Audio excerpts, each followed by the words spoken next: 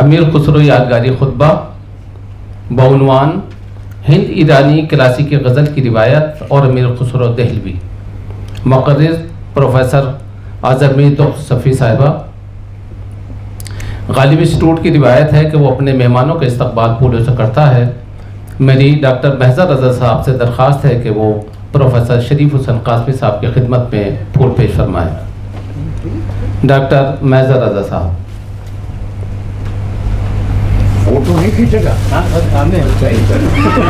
Photo بھی کھینچ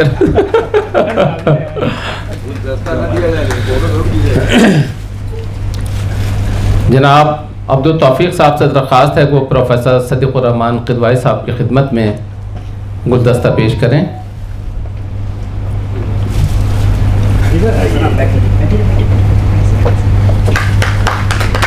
میں تمام حاضرین کی جانب سے محترمہ پروفیسر اعظمی صفی صاحبہ کی خدمت پہ پھول پیش کرنے کی اجازت چاہتا ہوں.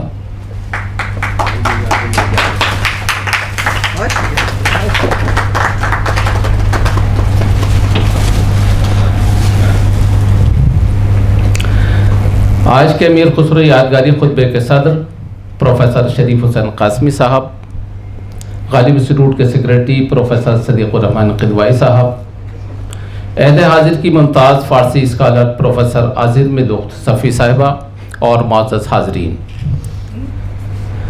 غالب انسٹیٹیوٹ کے زیر اہتمام امیر خسرو یادگاری خطبے میں آپ کا استقبال ہے. غالب انسٹیٹیوٹ ہر سال اس یادگاری خطبے کا انعقاد کرتا ہے اور اس موقع پر ہماری کوشش ہوتی ہے کہ ایسے مقرر کا انتخاب کیا جائے جس کی گفتگو سے ہر خاص و عام کو استفادے کا موقع مل سکے. پروفیسر اعظمی صفی صاحبہ اپنے معاصرین میں اس لیے بھی ممتاز ہیں کہ انہیں بہت اہم لوگوں کی صحبت اور رہنمائی ملی ہے. وہ ایک نہایت معزز اور علمی خانوادے سے تعلق رکھتی ہیں. ہم خود کو اس لیے خوش قسمت سمجھتے ہیں کہ آپ جیسی صاحب نظر اور جہاں دیدہ ادیبہ و رہنما ہماری گزارشات کو کبھی مسترد نہیں کرتی. پروفیسر اعظمی صفی صاحبہ کا نام امیر خسرو خطبے کے لیے اس لیے بھی اہم ہے کہ امیر خسرو پر گفتگو کے لیے اردو کی کلاسیکی روایت کے ساتھ فارسی سے واقف ہونا بھی ضروری ہے. اس لحاظ سے بھی پروفیسر اعظمی صفی صاحبہ کی گفتگو بہت بامعنی ثابت ہوگی. پروفیسر شریف حسین قاسمی صاحب آج کے یادگاری خطبے کے صدر ہیں. آپ نیشنل امیر خسرو سوسائٹی کے بھی سرپرست ہیں. اردو فارسی ادبیات کے تعلق سے آپ کی خدمات پر کچھ بولنا میں گستاخی سمجھتا ہوں، اس لیے کہ آپ کے شاگردوں کی ایک بڑی تعداد دنیا کے کونے کونے میں موجود ہے. ہندوستان ہی نہیں، ایران میں بھی آپ کی تحریروں کو بطور سند پیش کیا جاتا ہے. سب سے اہم بات یہ ہے کہ آپ ریٹائرمنٹ کے اتنے عرصے بعد بھی تصنیف و تالیف میں سرگرم ہیں.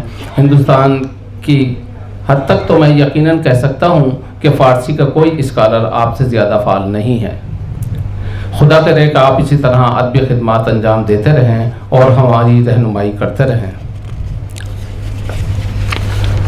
پروفیسر صدیق الرحمان قدوائی صاحب کی ذات اس ادارے میں شمع فانوس کی طرح ہے. ہر پروگرام اور کتابوں کی اشاعت میں آپ کے قیمتی مشورے شامل نہ ہوں تو اس ادارے کا نظام اتنی خوبی سے نہیں چل سکتا. میں بہت ادب و احترام کے ساتھ غالب انسٹیٹیوٹ کے سیکریٹری پروفیسر صدیق الرحمان قدوائی صاحب سے درخواست گزار ہوں کہ آپ مہمانوں کا استقبال فرمائیں. پروفیسر صدیق الرحمان قدوائی صاحب.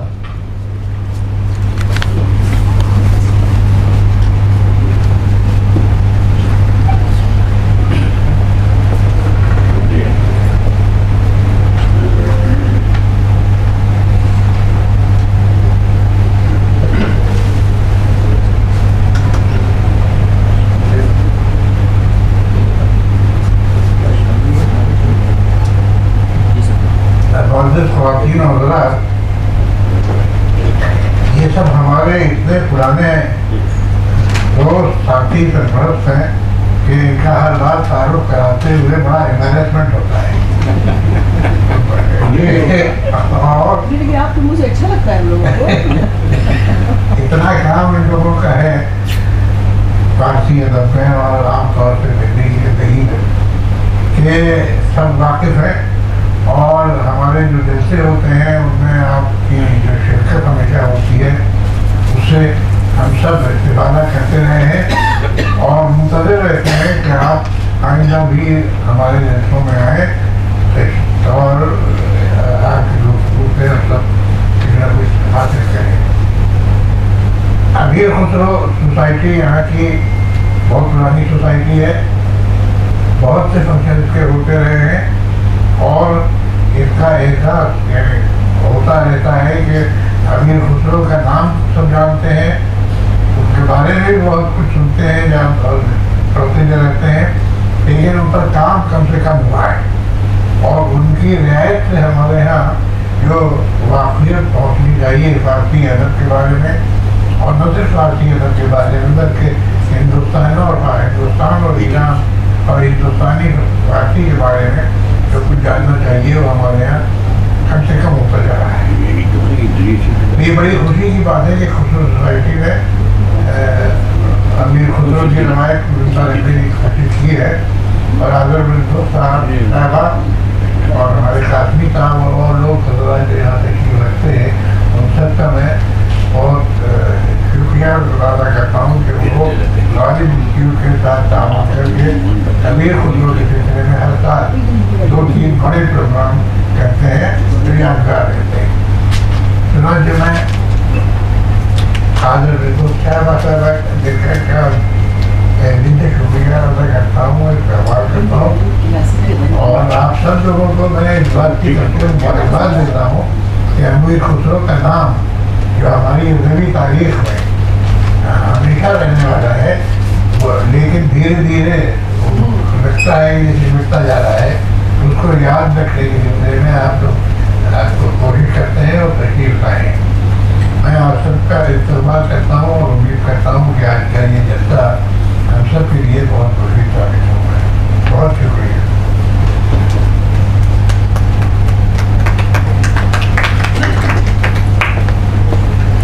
बहुत शुक्रिया प्रोफेसर सदीक़ुर रहमान क़िदवाई साहब। मैं बड़े अदब एहतराम के साथ आज के यादगारी खुतबे के लिए प्रोफेसर आज़रमी दुख्त सफ़ी साहब से दरख्वास्त गुजार हूँ कि आप आज का खुतबा पेश फरमाएँ।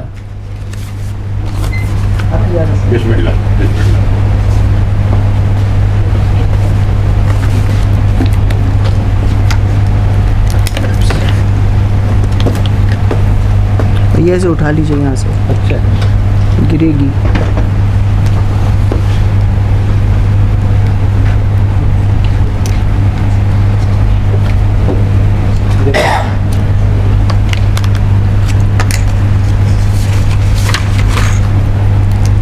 जनाब सिद्दीक़ुर रहमान क़िदवाई साहब हम सब के पुराने और बहुत अज़ीज़ करम फरमा, इस जलसे के सदर मेरे सीनियर, मेरे बहुत पुराने दोस्त प्रोफेसर शरीफ हुसैन कासमी साहब, सादिक साहब, इत्तिज़ा करीम साहब और जुमला हाज़रीन जो ख़ुद अपनी अपनी जगह के ऊपर अदब के स्कॉलर्स हैं और अदब से दिलचस्पी रखते हैं। दरअसल आप ही लोगों की वजह से इस सब्जेक्ट की रौनक है और अरबी उर्दू और फ़ारसी के सुनने वालों में आपका तशरीफ़ रखना ये एक बहुत बड़े इम्तियाज़ की बात है और मैं खुश हूँ कि आज मुझे ये मौका दिया गया और मैं शुक्रगुज़ार हूँ गालिब इंस्टीट्यूट की और उसके डायरेक्टर इदरीस साहब की और सिद्दीक़ुर रहमान क़िदवाई साहब की और जुमला अराकीन की कि उन्होंने मुझे इस लायक समझा कि मैं इस अहम और क्या कहना चाहिए दूर रस खुतबे को यहाँ आपके सामने पेश करूं। कहा तो मुझसे ये गया था कि किसी भी आप टॉपिक पर बोल सकती हैं। ज़ाहिर है मुझे भी मालूम है कि ये ज़रूरी नहीं है कि जिस शख्स के नाम से एक्सटेंशन लेक्चर हो, एक्सटेंशन लेक्चर उसी की बाबत हो, लेकिन अगर खुसरो का नाम बीच में आ जाए तो फिर उससे अपना दामन बचाना और उनकी कशिश से अपने को छुड़ाना ज़रा मुश्किल हो जाता है, वो भी फ़ारसी वालों के लिए। और अभी कहा इदरीस साहब ने हमारे और सिद्दीक़ साहब ने कि तवज्जो होना चाहिए अब खुसरो की तरफ ज़्यादा, क्योंकि शायद कुछ ऐसा है कि लोग उनको भूलते ना जा रहे हों कहीं। अभी आगे मैं कहूँगी भी इस सिलसिले में कुछ और अपनी तकरीर में ایک زمانہ وہ تھا کہ ہم اپنے بچپن میں ان کی پہیلیاں، ان کی کہم و کرنیاں، ان کے دوہے، ان کا ہندوی کلام وہ خواہ غلط تھا انتصاب ڈاکٹر صاحب یا صحیح تھا انتصاب، لیکن اس کا ایک یہ پہلو ضرور تھا کہ اس طرح سے وہ چھوٹے چھوٹے عمر کے لوگوں تک پہنچتا تھا، ہر سطح کی علمیت رکھنے والوں کے گھروں تک پہنچتا تھا، اور اس طرح وہ خسرو کے نام سے آشنا ہو نان کے خردی خانہ برو نہ کہ بدست تو کردم خانہ گرو یہ خسرو کی اس ٹائپ کی جو موسیقی کے ساتھ کی چیزیں وہ کہی جاتی تھیں وہ گھر گھر پہنچتی تھیں ڈاکٹر صاحب، ان سے سب محظوظ ہوتے تھے. ضروری نہیں تھا کہ آپ ان کے سب کے ہندی کو ایڈمائر کیجئے اور ان کی جو غزل میں پیچیدگیاں ہیں اس کو سمجھیے. یہ ہندوی زبان کی جو چیزیں ان سے منسوب تھیں اور کچھ ان کی تھیں بھی. گوپی چند نارنگ صاحب نے بہت مفصل لکھا ہے اس کے بارے میں، ہم سب جانتے ہیں کہ کون سا کلام ہم کہہ سکتے ہیں اور کون سا کلام نہیں ہے. اور مجھے ایک بات کی بہت خوشی ہے کہ کم سے کم انہوں نے ایک غزل کے بارے میں گوپی چند نارنگ صاحب نے ایک پورا چھوٹا سا مونوگراف کہہ لیجیے اس کو لکھا، اور انہوں نے کہا کہ یہ غزل خسرو ہی کی ہے کیونکہ وہ غزل ہم سب کو بہت عزیز ہے، آپ کو بھی عزیز ہوگی، ہمارے صدر محفل کو بھی عزیز ہوگی، صدیق الرحمان صاحب کے دعائی کو بھی عزیز ہوگی، جو فارسی اور ہندوی میں دونوں میں ہے. کیا ہے وہ مطلب اس کا؟ زحال مسکی مکن تغافل درائے نینا بنائے بتیاں کتاب ہجرا نہ دارم جان نہ نئی ہو کاہے لگائے چتیاں. تو جی چاہتا تھا کہ یہ غزل خسرو کی ہو کیونکہ اس میں جو سینٹیمنٹ تھا اور جو ایموشن تھے وہ لگتا تھا کہ ریئلی اور جینوئنلی خسرو ہی کے ہیں. تو نارنگ صاحب نے کم سے کم یہ ثابت کیا کہ یہ غزل خسرو کی ہے، اور ہم ان کے بڑے شکر گزار ہیں اس سلسلے میں کہ انہوں نے اس غزل کا دامن شک سے بچا دیا اور اوپر اٹھا دیا. بہرحال آج میں نے یہ سوچا تھا کہ کچھ ہندوستان میں جو غزل سرائی جس طرح سے وجود میں آئی اور باہمی لین دین جو ہوا فارسی کے اور اردو کے بیچ میں، یوں تو بہت ہی ہوتا ہے اور ہوا ہے، لیکن اس کا عنوان میں نے سوچا ہند ایرانی کلاسیکی غزل گوئی کی روایت اور امیر خسرو دہلوی. اب یہاں لٹریچر والے فارسی علی مشرف آپ کا نام لینا میں بھول گئی، پروفیسر علی مشرف صاحب تشریف رکھتے ہیں یہاں، صدر شعبہ فارسی دہلی یونیورسٹی کے. تو یہ ہم سب واقف ہیں اس بات سے کہ ادب اور شعر میں دو چیزیں ہمیشہ ایک دوسرے سے آویزش اور آمیزش کرتی رہتی ہیں، اس کا آفاقی پہلو اور اس کا مقامی پہلو. گوپی چند نارنگ صاحب نے بھی کہیں لکھا ہے کہ بھئی مقامیت میں اور کیا کہنا چاہیے، جو بھی آپ کہہ لیجئے، اس کی لوکل جو اس کے انفلوئنسز ہیں ان میں ہمیشہ ایک طرح کی کشمکش جاری رہتی ہے. اور یہ بات ہم کو ہر ادب کی طرح فارسی ادب میں بھی دکھائی دیکھیے. ایک تو بات یہ ہے کہ دنیا کا کوئی بھی شعر، کوئی بھی ادب ایک دوسرے سے لیے دیے بغیر نہ رہا ہے اور نہ رہ سکتا ہے، چاہے وہ کوئی بھی زبان ہو، خواہ وہ انگریزی ہو، فرانسیسی ہو، روسی ہو، فارسی ہو، اردو ہو، عربی ہو، جو کچھ بھی ہو. شعر اور ادب کا نام ہی یہ ہے کہ ہم ایک دوسرے سے کچھ لیں اور کچھ دیں، مگر اس کے ساتھ یہ بھی ایک حقیقت ہے کہ جو لوکل سٹرینز ہوتے ہیں، جو لوکل کہنا مزاج ہوتے ہیں، جو مقامی تاثرات ہوتے ہیں، مقامی لہریں ہوتی ہیں، وہ ہر حال میں اس کلام میں در آتی ہیں. تو یہ سب ہم کو ذہن میں رکھ کر اس کے بعد ہم کو اس چیز کی طرف توجہ کرنا چاہیے. اور جب سے ہمارے فرانس کے جدید نقادوں نے جب سے ایک اور چیز نکال دی ہے اور ایک اور اصطلاح نکال دی ہے، اسٹڈی آف مینٹیلٹیز. اب وہ کہتے ہیں کہ لٹریچر کو پڑھنا اسٹڈی آف مینٹیلٹیز میں اس کا شمار ہے. تو جب مینٹیلٹی کی اسٹڈی ہے تو پھر اس میں دنیا جہان کا اثر ہو، لیکن مقامی اثر بھی اس میں ضرور ہوگا، اس لیے کہ مینٹیلٹیز جو ہیں وہ مقام ہی ڈیولپ کرتا ہے اور جگہ ہی ڈیولپ کرتی ہے، اور ماحول اور تہذیب اور معاشرہ ہی مینٹیلٹیز کو ڈیولپ کرتا ہے. تو ہمارا جدید ناقد بھی اس بات پر اگری کرتا ہے، اس بات پر ہم سے موافق ہے وہ کہ اسٹڈی آف مینٹیلٹیز ہے اگر ادب تو پھر اس میں ایک دوسرے سے لین دین تو ہوگا ہی. بہرحال مشرقی شاعری کے 3 اساسی رکن مانے گئے ہیں: قصیدہ، مثنوی اور غزل. لیکن حقیقت یہ ہے کہ اردو اور فارسی شعری تاریخ کو لازوال بنانے والی صنف غزل ہی ہے۔ ہندوستان اور ایران دونوں کی سرزمین پر غزل ہی نے شعراء کی فکر، ان کے تخیل، ان کے حسی اور نفسیاتی تجربات اور مابعد الطبیعاتی اور روحانی امنگوں یعنی ایسپریشنز کو لامحدود تناظر اور فلسفیانہ جستجو کی آمیزش کے ساتھ شعر کے قالب میں ڈھالا ہے۔ اس عمل سے گزرنے کے بعد جو منظوم کلام معرض وجود میں آیا، اس نے اپنے دامن میں تمام حقائق انفسی و آفاقی کو سمیٹ لیا اور حیات انسانی کا نمائندہ بن گیا۔ یہ کلام منظوم، یہ شعر غزل ہے۔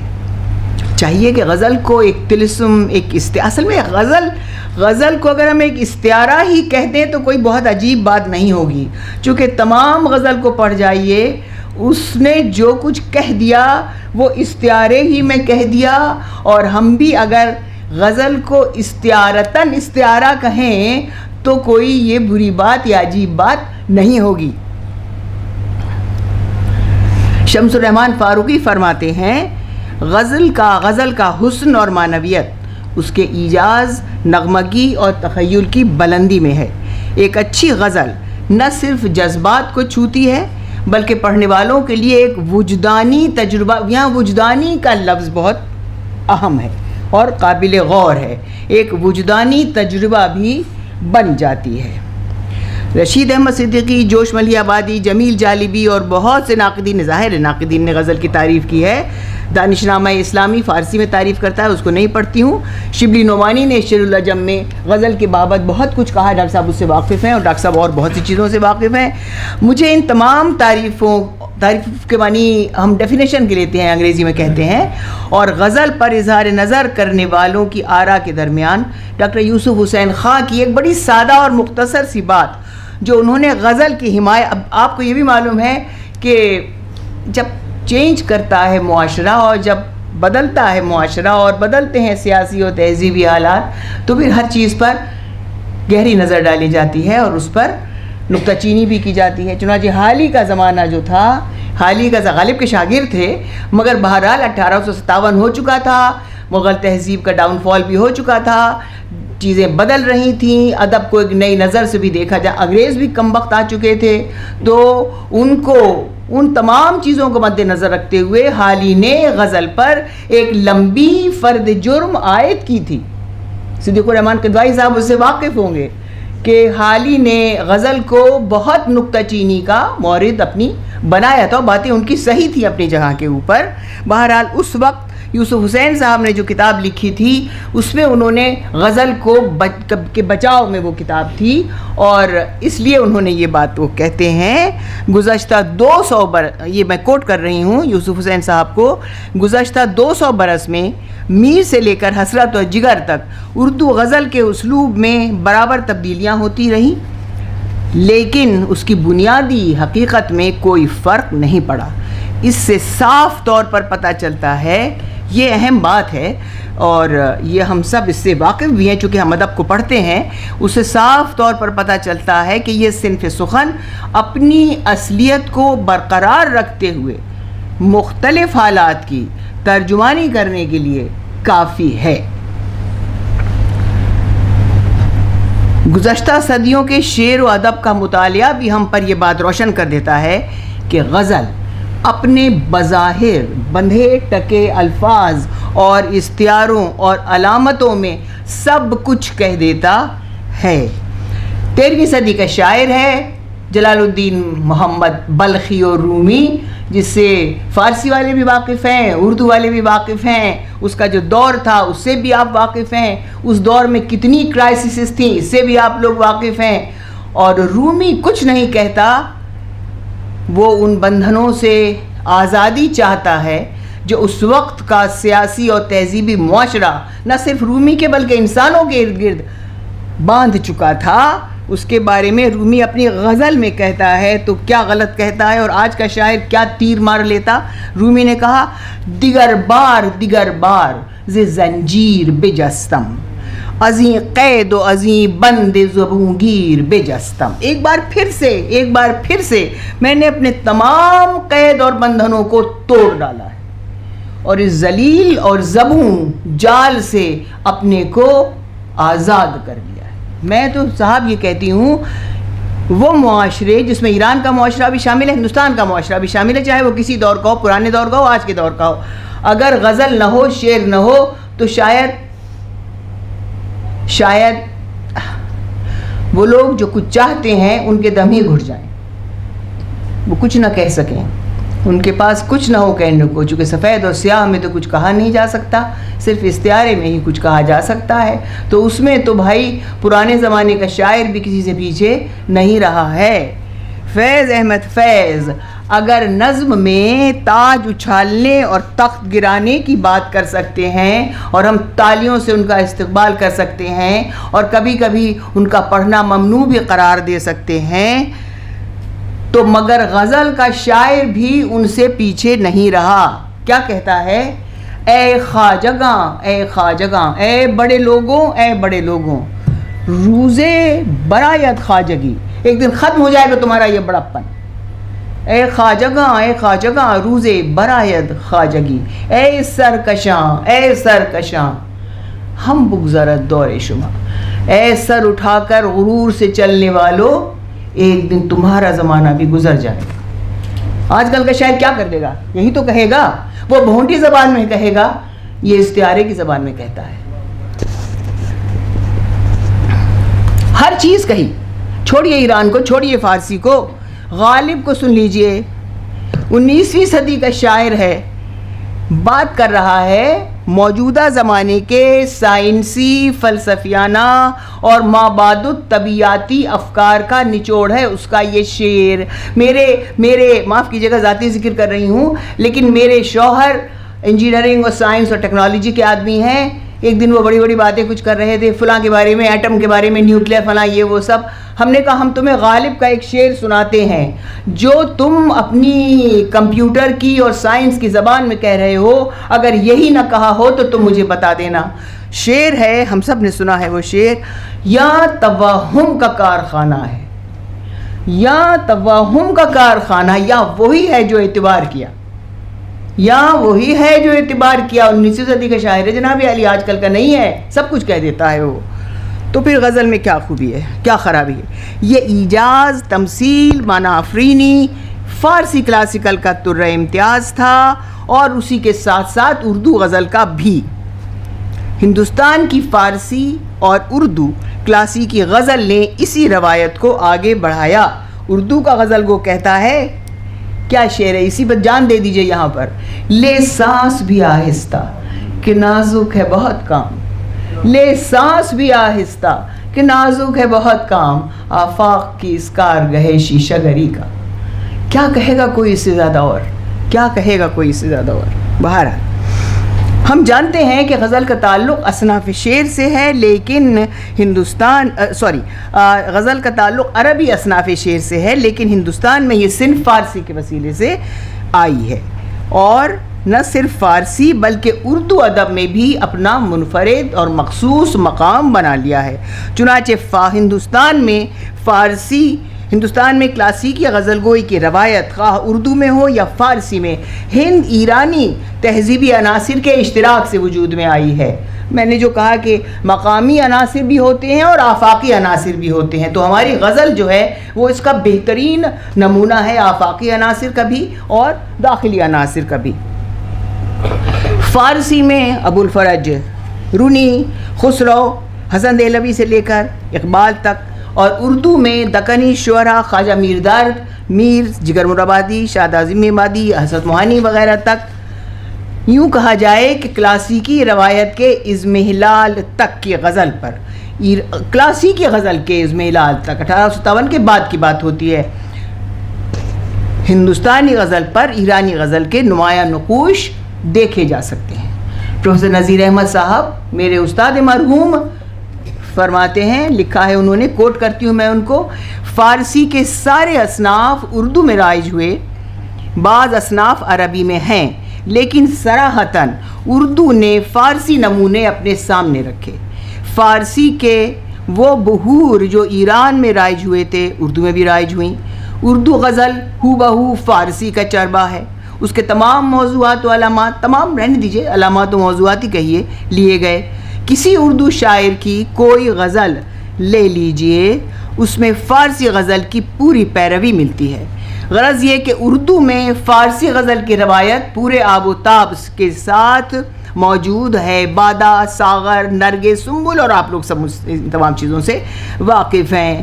یہاں کا شاعر شیراز کی بلبل کے نغمے سنتا ہے, جمشید کے جام میں جہان کا نظارہ کرتا ہے, کوہ بے ستون سے فرحات کے تیشے کی آواز سنتا ہے, بہت اچھا کرتا ہے. آخرکار ٹیلی پیتھی بھی کوئی چیز تھی جس کے آج ہم قائل ہوئے ہیں, تو وہ شاعر اس وقت کا.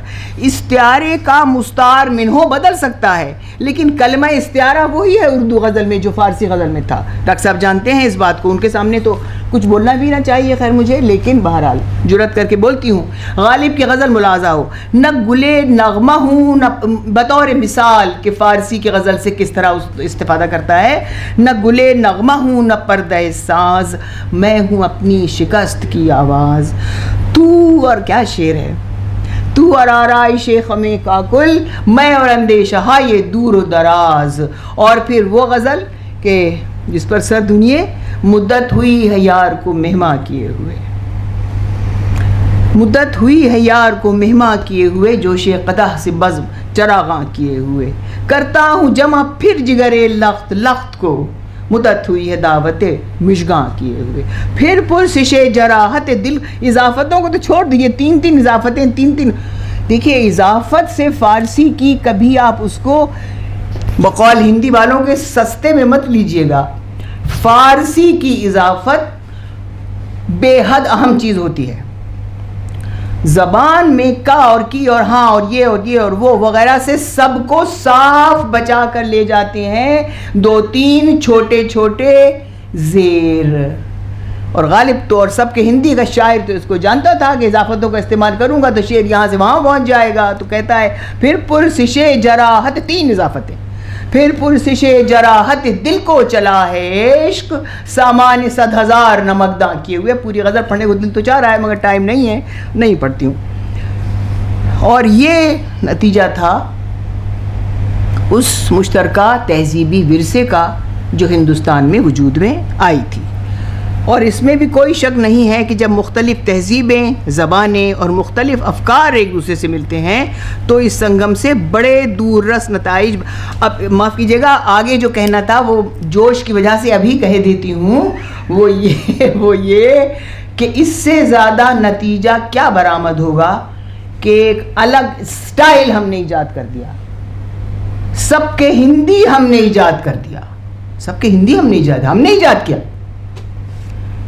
سب کے ہندی کو, ایرانی بڑا ایروگنٹ ہوتا ہے اور ادا وہ شعر کے معاملے میں تو اپنے آگے کسی کو نہیں گردانتا ہے, لیکن آج اس کو بھی سب کے ہندی کا قائل ہونا پڑتا ہے. اور آپ میں سے وہ لوگ جو ڈاکٹر صاحب کے استثناء کے ساتھ اور علی اشرف صاحب کے استثناء کے ساتھ کہتی ہوں کہ آپ لوگ شاید اس بات سے واقف نہ ہوں کہ اس وقت انقلاب اسلامی کے بعد ایران میں جو غزل کا مروجہ طریقے ہیں وہ سب کے ممزوج کہلاتے ہیں, یعنی ملے جلے سب ہیں, اور ان میں سے ایک سب کے ہندی بھی ہے. اور کیا وہ دور تھا کہ جب ملک الشعراء بہار کہتا تھا, قاجاری دور کا تھا, ملک الشعراء بہار کہتا تھا کہ ہندوستانی شاعر اور نویس اندے نزدیک تھا کہ فارسی کا قلع و قمع کر دیں. یہی لفظ ہیں, نزدیک بود فارسی رو قلع و قمع بے کنند. اب جادو تو وہی ہے جو سر پہ چڑھ کے بولتا ہے, تو بولا, اور سب کے ہندی کو انہوں نے اب اپنے سبک میں, مروجہ سبک میں شامل کیا. اور سب کے ہندی کیا تھا, یہیں کی افکار کا, یہیں کی تہذیب کا, یہیں کی زبانوں کا, یہاں کی فکر کا, جو لفظ آپ استعمال کرنا چاہیے وہ کر لیجئے. اس سب کا مجموعہ, اس سب کا بچہ تھا, اس سب کا وہ زائدہ تھا سب کے ہندی. ہند قدیم کی علمی اور ثقافتی اور دینی تاریخ اور فلسفے کا پتہ ہم کو سنسکرت کے منابع, مقدس ویدوں اور اپنشد وغیرہ سے ملتا ہے. موریہ دور کا چانکیہ فلسفے, اقتصادیات, ملکرانی کے آداب اور قانون کا ماہر تھا. ارتھ شاستر جیسی دانشورانہ تالیف اس سے منسوب ہے. موریان امپائر کی تاسیس اس کے مشوروں سے انجام پذیر ہوئی. دوسری طرف قدیم ایران کے شاہی خانوادوں مثلاً ہخامنشیوں وغیرہ کا نفوذ موریان محلات وغیرہ میں دیکھا گیا ہے اور نوٹ کیا گیا ہے. اور اشوکا، ہمارے فارسی والے یہاں بیٹھے ہوئے ہیں، اشوکا کے کتبوں میں بعض جگہ جو زبان استعمال کی گئی ہے جس کے لیے خروشٹی کا لفظ استعمال کرتے ہیں وہ اس میں فارسی کے چند الفاظ ہم کو نظر آ جاتے ہیں، مثلا دبیری، دیبی. شاید اس کے لیے اس وقت یہاں پر کوئی الفاظ نہیں تھے. تو یہ آپسی لین دین تھا. اور پھر یہ بھی آپ سب کو معلوم ہے، یہ تو سبھی کو معلوم ہے کہ نوشیروان کا وزیر آتا ہے اور یہاں سے پنچ تنتر لے جاتا ہے اور پنچ تنتر کا ترجمہ وہاں اس وقت کی فارسی زبان میں ہوتا ہے. اس کے بعد مختلف فارسی زبانوں میں ہوتا ہی رہتا ہے. اور ڈاکٹر صاحب واقف ہیں کہ اس قدر سیمینار آج بھی کلیلہ و دمنہ پر ہوتے ہیں. وہاں موجودہ ایران میں ہر سال میں 3 سیمینار ہو جاتے ہیں کلیلہ و دمنہ کے اوپر. کلیلہ و دمنہ پنچ تنتر کا ترجمہ یہ ہے. تو یہ انٹریکشن جب سے شروع ہوتا ہے ہندوستان میں اور ہندوستانی شاعروں پر اس کا اثر پڑتا ہے. یہ ادبی اور ثقافتی روابط بڑھتے رہے یہاں تک کہ 10ویں صدی عیسوی کے بعد غزنویوں اور سلاطین دہلی کی حکومت کے دوران ان میں بڑی وسعت پیدا ہو گئی اور فارسی زبان و ادب نے گویا ہندوستان کو اپنی آغوش میں لے لیا. لودھی دور سے فارسی دفتری زبان کی طرح استعمال ہونے لگی اور آگے بڑھ کر مغل حکومت نے اسی کو سرکاری زبان کا درجہ دے دیا. دیکھیے یہ میں یہاں ایک بات کہنا یہ چاہتی ہوں کہ فارسی اس وقت ہندوستان کے لیے ایک لنگوا فرانکا بن گئی، یعنی وہ زبان جس کے ذریعے ہم باہر کے علاقوں سے بھی اپنا رابطہ کر سکتے ہیں. لنگوا فرانکا وہ ہوتا ہے جس کے ذریعے ہم انٹرنیشنل کانٹیکٹ پیدا کر سکیں.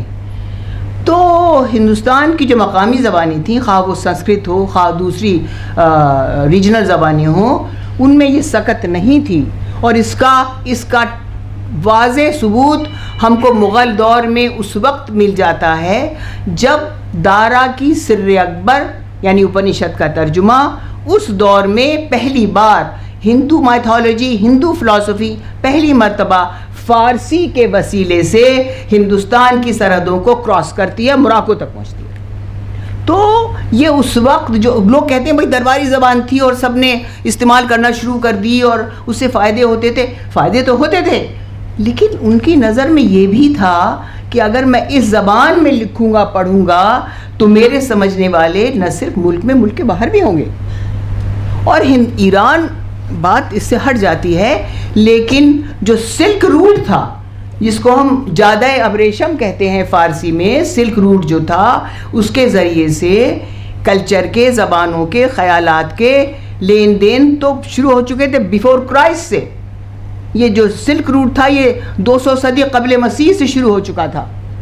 تو وہ جان رہے تھے کہ اور فارسی کے لوگ تاجر آتے تھے اور یہاں سے مسالے جاتے تھے اور یہاں سے کپڑا جاتا تھا اور یہاں سے خیالات جاتے تھے، یہاں سے بودھ مذہب چلا گیا اسی کے راستے سے. تو ان سب باتوں نے فارسی کو ہندوستان میں پروموٹ کیا. اس کو آپ صرف یہ مت سمجھیے گا کہ وہ بادشاہوں کے انعام کے تحت پروموٹ ہو گئی ہے. بہرحال یہاں کے مقامی ادیبوں اور شاعروں نے بھی فارسی زبان کو اختیار کر لیا. ایران سے آنے والوں نے پنجاب، ملتان، لاہور اور دہلی میں رہ کر اہم کتابوں کی تصنیف و تالیف شروع کی. کشف المحجوب ہے اور فقہ الباب الالباب ہے، اس سے میں آگے بڑھتی ہوں. رونی اپنی غزل میں ایرانی تہواروں اور سبز و گل کے لیے مسلسل اشعار کہتا ہے کہ کیا مبارک جشن ہے فروردی کا، آج تو پھولوں کا اور چمیلی کا بازار لگا ہوا ہے. ترجمہ بتاتی ہوں آپ کو اردو کا. اس کے مقابل خالص ایرانی شاعری صرف گیو اینڈ ٹیک کو واضح کرنے کے لیے آپ سے میں کہتی ہوں کہ ہمیں یہ سوچنے کی ضرورت نہیں ہے کہ صرف ہم ہی نے لیا ہے، ہم نے بھی بہت کچھ دیا ہے، ہم نے پورا ایک سٹائل دے دیا ہے ان کو. فارسی اس کے مقابل خالص ایرانی شاعر مسعود سعد سلمان سنسکرت کی اصناف ادب کو فارسی میں متعارف کرواتا ہے اور 12 ماسا کے طور پر 12 ماہ 12 ماسہ میں ہوتا تھا کہ ہر مہینے کی جو خصوصیات ہیں، مثلا اگر ساون کا مہینہ ہے تو اس کی خصوصیات بیان ہوں گی. تو مسعود سعد کو بہت اچھی لگی یہ صنف، تو اس نے 12 ماہ یعنی فارسی میں اردو میں وہی ہوا 12 ماسہ، اس نے ایرانی مہینوں کی خصوصیات بیان کی اس میں. اور بہرحال فارسی اور بکٹ کہانی اس نے نظم کی فارسی میں. فارسی کی غزل کا بابا آدم، یہاں فارسی کے پروفیسر صاحبان بیٹھے ہیں، رودکی سمرقندی کو مانا جاتا ہے، جو ایران کے سامانی دور 10ویں صدی سے تعلق رکھتا تھا. لیکن جب یہ غزل جو پیدا ہوئی تھی ایران میں، جب یہ غزل ہندوستان آئی تو اپنی اولین اور اوریجنل ڈیفینیشن سے بہت دور اور بہت آگے نکل چکی تھی.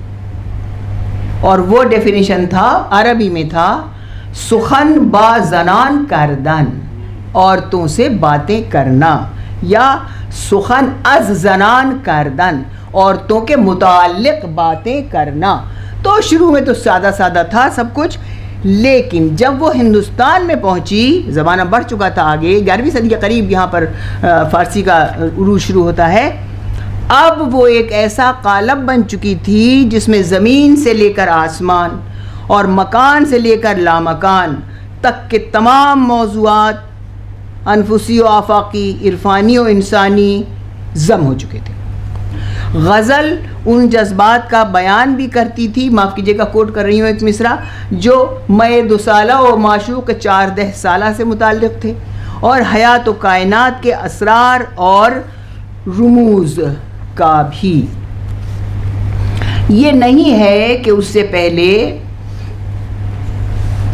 13ویں صدی، 7ویں صدی ہجری، 13ویں صدی عیسوی میں جب ایران میں تصوف کو مزید ترقی ہوئی، جب ابن عربی کے وحدت الوجودی تصورات نے شعراء اور متصوفہ پر باطن و ظاہر، عاشق و معشوق، واجب اور ممکن کے نئے امکانات کا کشف کروایا، تو غزل کے موضوعاتی تنوع اور اس کے امکانات بہت بڑھ گئے. ایسا نہیں ہے، تصوف میں پہلے بھی لکھا جا چکا تھا، 13ویں صدی سے پہلے ثنائی لکھ چکے تھے، 13ویں صدی سے پہلے خواجہ عبداللہ انصاری لکھ چکے تھے.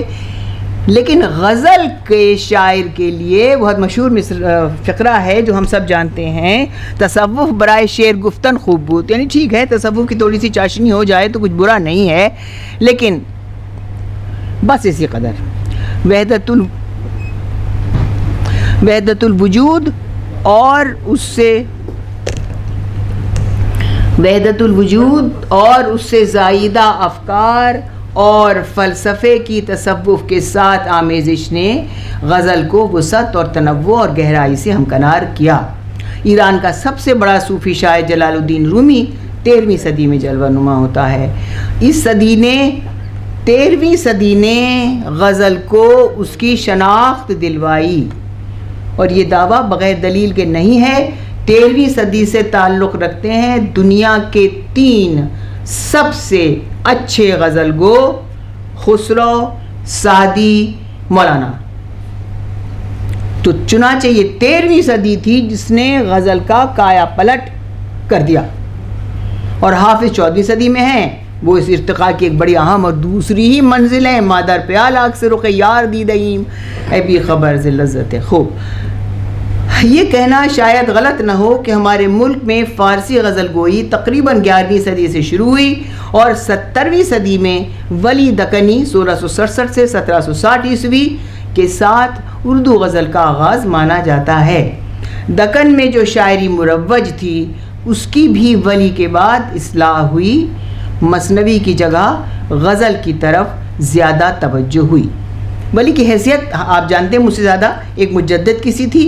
عربی اور فارسی کے الفاظ کے کثیر استعمال کے باوجود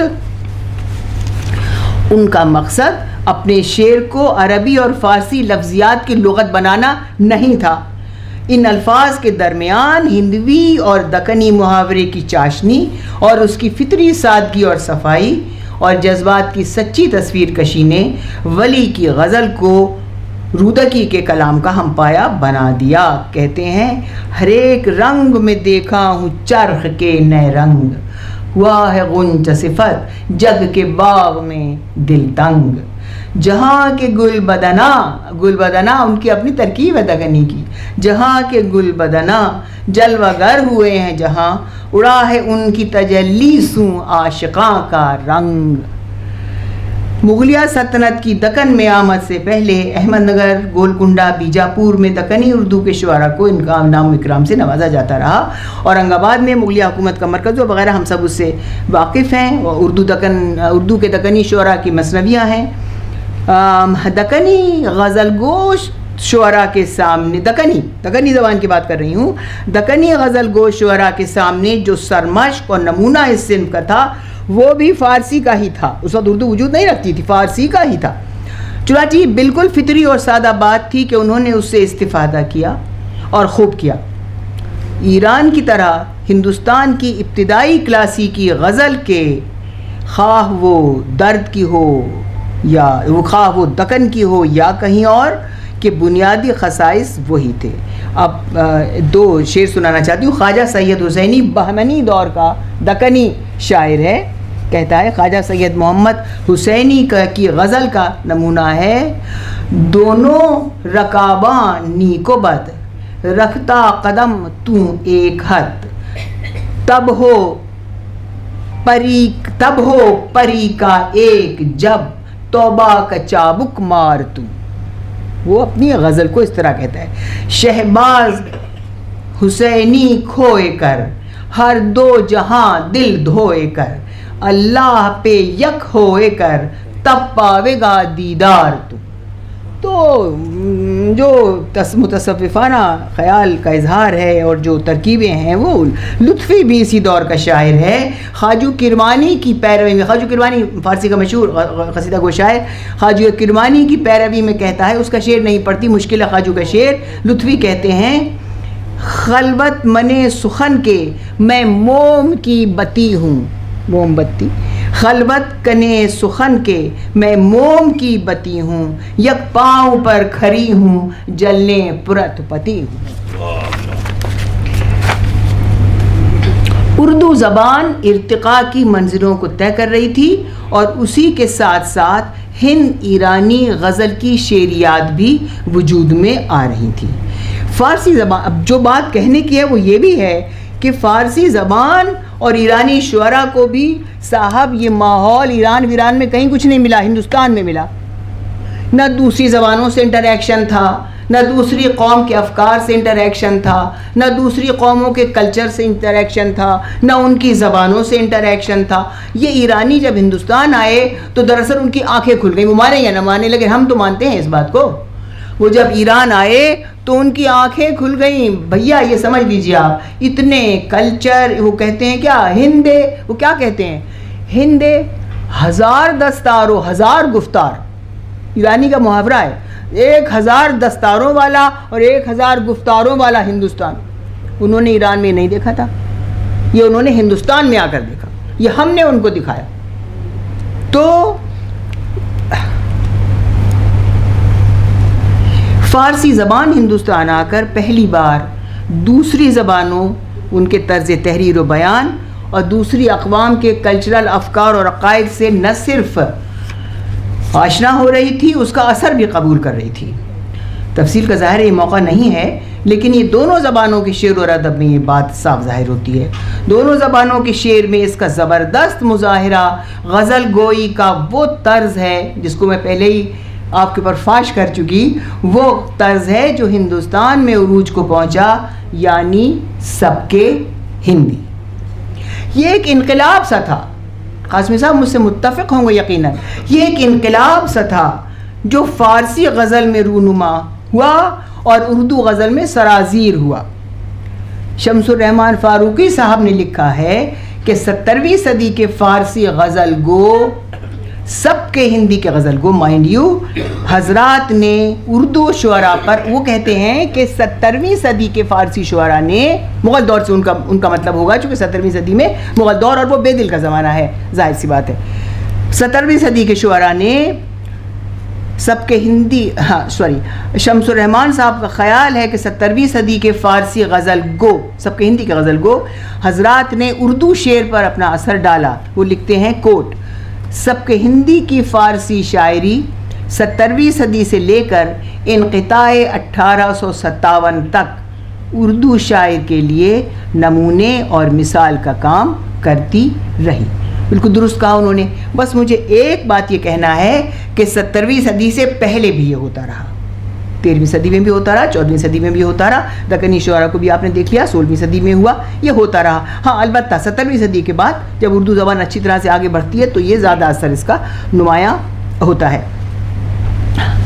آگے بڑھنے سے پہلے اور ہند ایرانی اسلوب اور سب کے ہندی یا ہندوستانی اسلوب پر گفتگو کرنے سے قبل دیکھنا یہ ضروری ہے کہ اسلوب یا سبک آخر ہے کیا،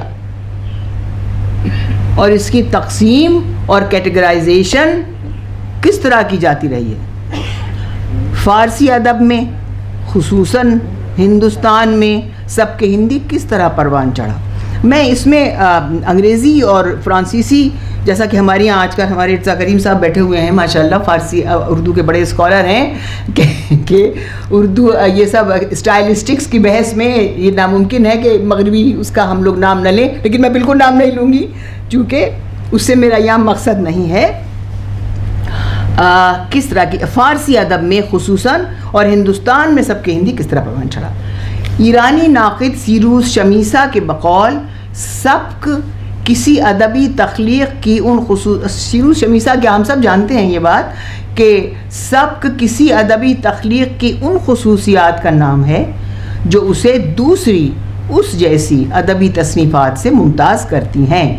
سبک اس مخصوص طرز کو کہا جاتا ہے جس کو شاعر یا ادیب اپنے افکار و خیالات بنانے کے لیے کام میں لاتا ہے. کوٹ ختم. بے شمار دوسرے انگریزی، اردو، فرینچ، فارسی اردو کے ناقدین نے اسلوب اور سبک سے ماہی بحث کی ہے، لیکن اس وقت ہم کو چونکہ ہند اور ایرانی غزل کی بات ہو رہی ہے اور امیر خسرو کا تعلق انہی میں سے ایک سبک سے ہے تو ہم اس پر بات کرتے ہیں. فارسی شاعری کے اسلوب عموماً 4 تسلیم کیے گئے ہیں: سب کے خراسانی، سب کے عراقی، سب کے ہندی، جس کو سب کے اصفہانی بھی کہا، اور سب کے پاس گشت. البتہ اس تقسیم کا مسئلہ بھی معرض بحث بنا ہوا ہے. ان مباحث کو نظر انداز کرتے ہوئے میں یہاں یہ عرض کرنا چاہتی ہوں کہ ہم کسی بھی سبک کو مکمل طور پر ایک خانے میں یا واٹر ٹائٹ کمپارٹمنٹ میں بند نہیں کر سکتے ہیں، نہ کرنا چاہیے. یہ ضروری ہے کہ کسی بھی سبک پر بات کرنے سے پہلے ہم اس سے ماقبل کا دور اور اس کے بعد آنے والے ادوار پر بھی نظر ڈالیں. یہ ایک بالکل فطری امر ہے کہ اچانک اور قطعی طور پر کوئی بھی اسلوب وجود میں نہیں آتا، نہ آ سکتا ہے، بلکہ اس کی لہریں اور جھلکیاں اس سے قبل بھی دیکھی جاتی ہیں اور محسوس کی جاتی ہیں.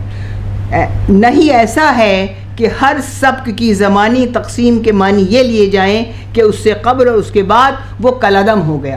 ایسا نہیں ہے. ہندوستانی سبک کی تخلیق کے لیے سب کے ہندی، جس کو بے دل نے تازہ گوئی کہا ہے، اس کو کچھ لوگوں نے کہا کہ وہ ایران میں ہوا. بہت سے لوگ ایرانی تو بہت دنوں تک یہی کہتے رہے، اب بھی کہتے ہیں، شاید ہندوستان میں بہت سے لوگ مانتے ہوں یا نہ مانتے ہوں، بہرحال کہ فغانی، شیرازی اور ہرات اسکول اور وغیرہ وغیرہ وہاں سے سب کے ہندی نکلا. لیکن میں پوچھتی ہوں کہ ہندوستانی سبک کے تخلیق کار کی تلاش میں کیا ایران جانا ضروری ہے؟ کیا صرف ایرانی ہی اس سبک کی بھی آفرینش کر سکتا ہے جس کا سیدھا رشتہ ہند کی سرزمین سے ہے اور اس کی جڑوں میں دیکھنا ہوگا کہ اس کی جڑوں میں کون سی مٹی کی خوشبو ہے.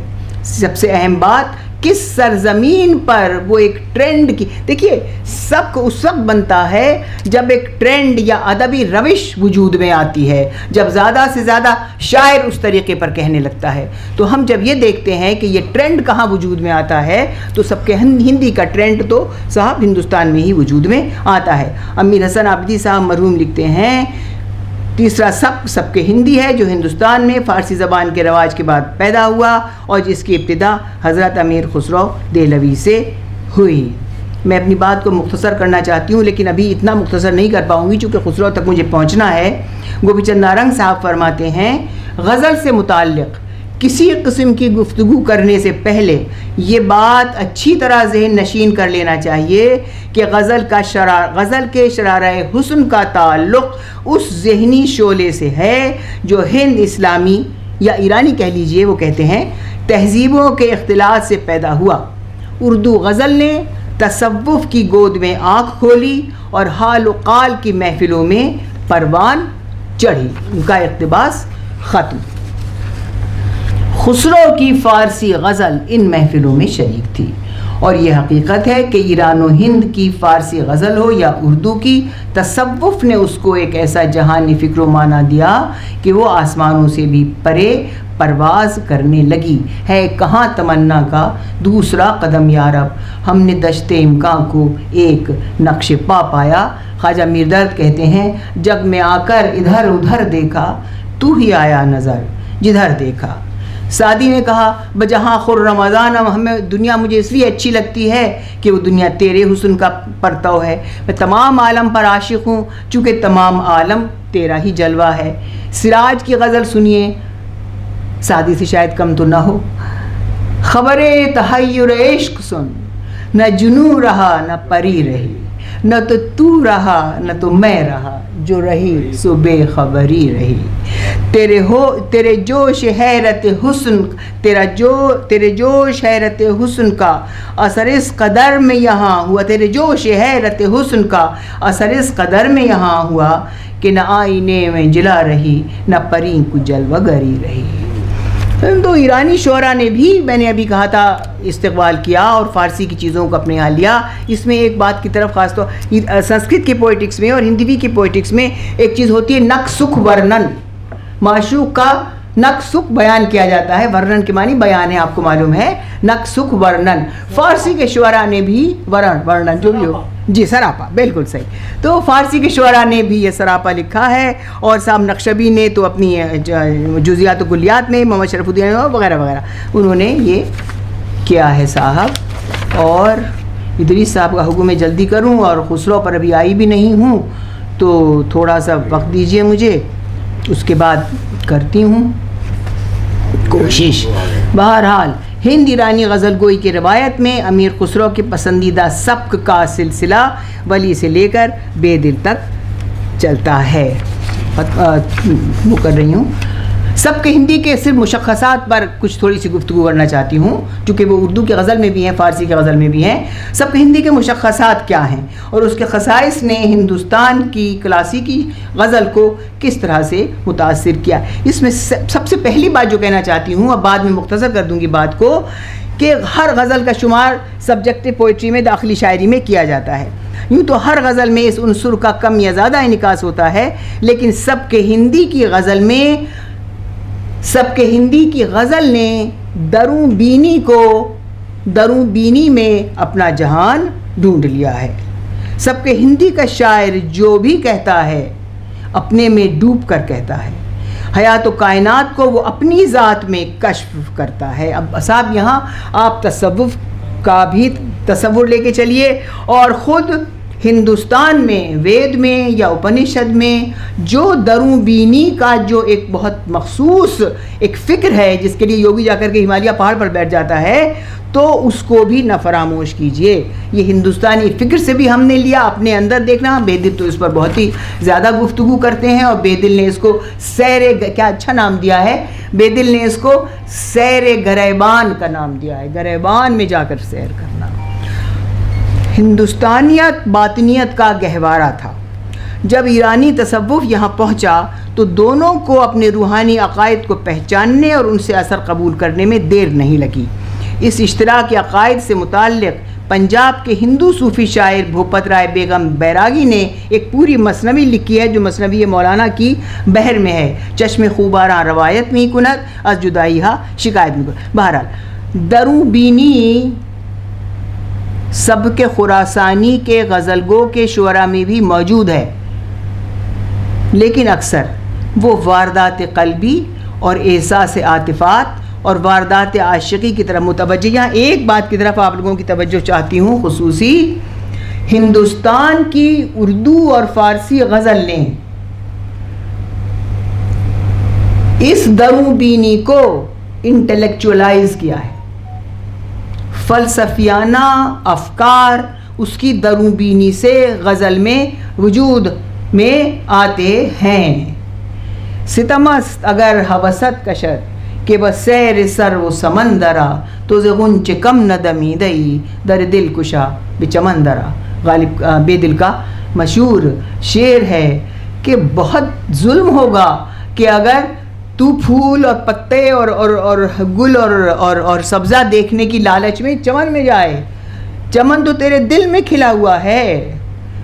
در دل کشا، دل کا دروازہ کھول اور چمن میں داخل ہو. اور میر نے کیا کہا؟ سرو لبجو لالو گل نسرین و سمن ہے غنچہ ہے. سرو لبجو لالو گل نسرین و سمن ہے غنچہ ہے. دیکھو جدھر ایک باغ لگا ہے اپنے رنگی خیالوں کا.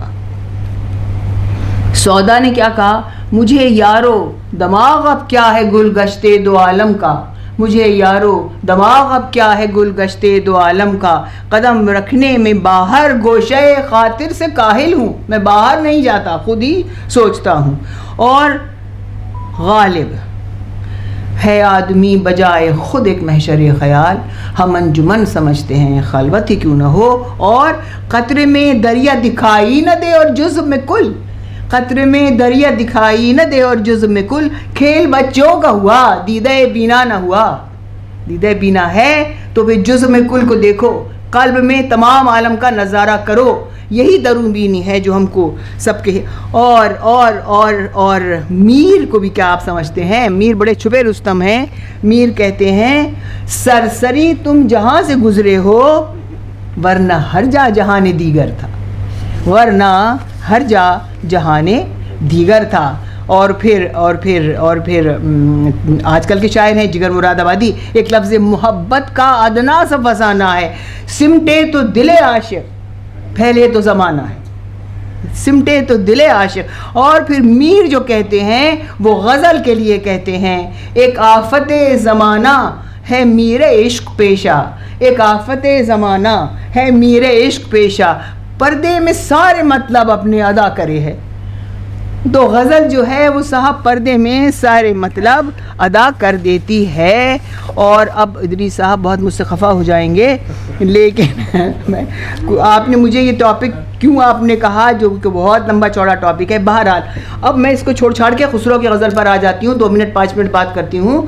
تو خسرو کی غزل نے سب کے ہندی کو جو میں یہ نہیں کہوں گی کہ خسرو کی غزل سب کے ہندی کا ہر دیکھیے دوسری بات یہ بھی ہے جو ابھی ادریس صاحب کی جلدی کی وجہ سے نہیں کہہ رہی ہوں، ڈر کے مارے ان کے، کہ سب کے ہندی نے اگر ایک طرف انٹلیکچولائز کیا تو دوسری طرف استعارے کا سہارا لیا، مصنوعات زبان کا سہارا لیا، رمز و کنائے کا سہارا لیا، علامت گوئی کا سہارا لیا. یہ سب چیزیں ہم کو سب کے ہندی نے سکھائی ہیں.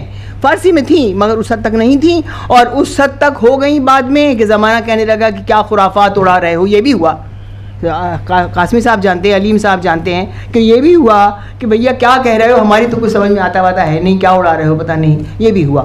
لیکن خسرو کی غزل نے بلو پرنٹ تیار کیا. یہ مت کہہ دیجیے گا کہ آزرمی دخت یہ کہہ گئیں کہ خسرو کی غزل سب کے ہندی کا فل فلیجڈ نمونہ تھی. نہیں تھی. اس کا بلو پرنٹ تھا، اس کی بنیادیں رکھ رہے تھے خسرو. وہ مجلل عمارت تیار کی ہے مغل دور کے شاعروں نے. وہ مجلل عمارت بعد میں تیار ہوئی، لیکن مجلل عمارت کے لیے فاؤنڈیشن ضروری ہوتی ہے.